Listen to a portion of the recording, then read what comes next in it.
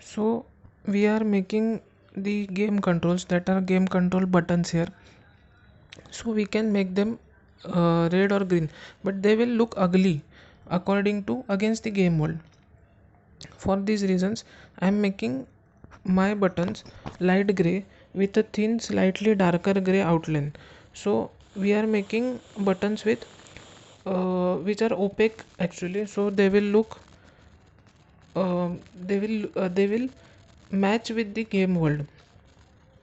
And we are making buttons light gray with a thin slightly darker gray outline. So this is gray color is generally opaque color, so which goes with game world.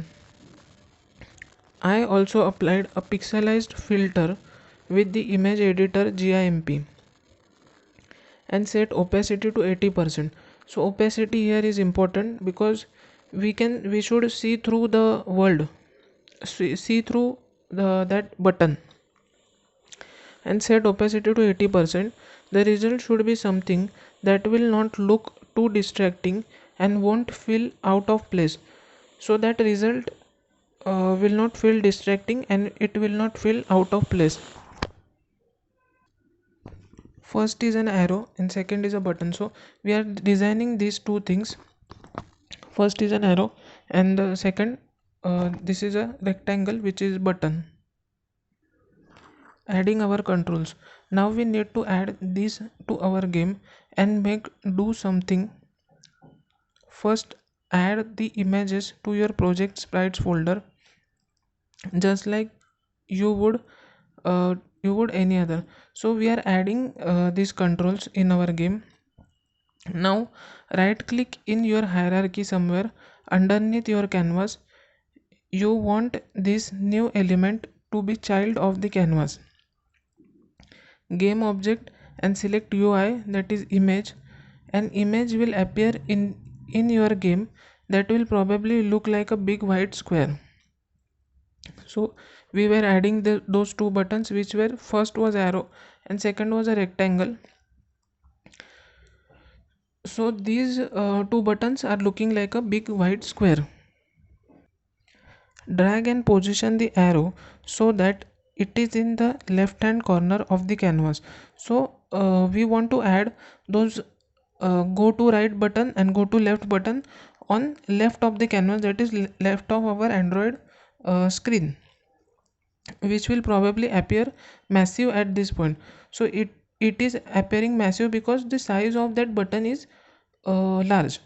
And then change the horizontal scale to negative numbers so that the arrow points left instead of right.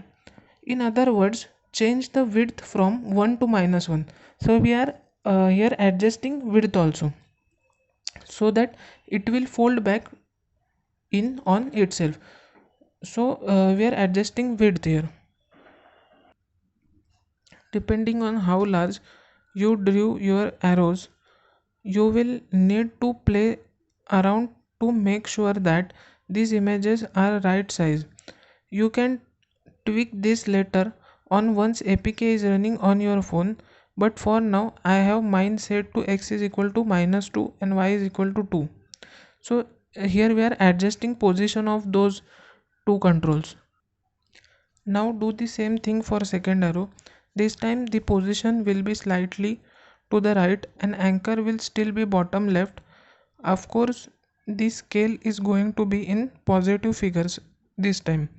After that, you can add the jump button, which will be our generic button image.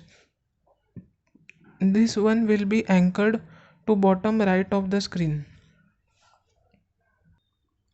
Unity does not know what size the phone screen or whatever device you will be playing on is going to be, and thus canvas is likely to be set a bit of an odd shape. So Unity doesn't know where that game is going to be used, or like on Android TV or Android smartphone.